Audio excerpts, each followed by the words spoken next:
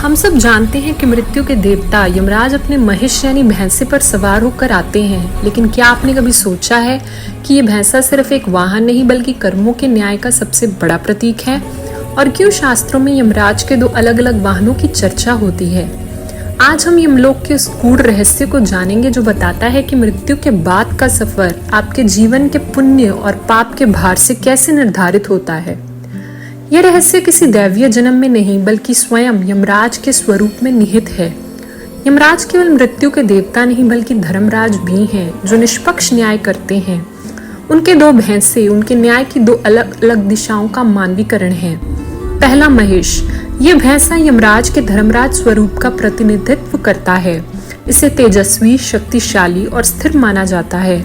यह उन पुण्य आत्माओं को ले जाता है जिन्होंने जीवन में धर्म का पालन किया है। चूंकि पुण्य का भार हल्का होता है, इसलिए यह भैंसा बिना किसी बाधा के तेज गति से आत्मा को शांतिपूर्ण मार्ग पर ले जाता है। दूसरा महिष, ये भैंसा यमराज के दंडधारी और मृत्यु स्वरूप का प्रतीक है।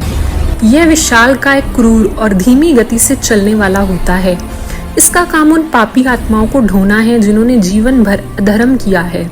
पाप का भार अत्यंत भारी होता है। यह दूसरा भैंसा पापों के बोझ तले दबी आत्माओं को कष्ट देते हुए नरक की ओर खींचता है, जिससे आत्मा को उसके कर्मों का बोझ हर पल महसूस हो सके।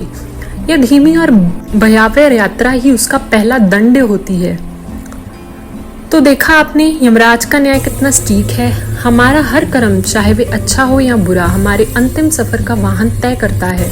ये कथा हमें याद दिलाती है कि जीवन क्षणभंगुर है, इसीलिए हमें हमेशा धर्म और पुण्य के मार्ग पर चलना चाहिए। मृत्यु के इस गहन रहस्य के बारे में जानकर आपको कैसी प्रेरणा मिली?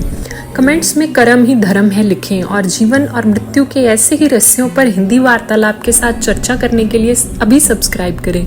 धन्यवाद।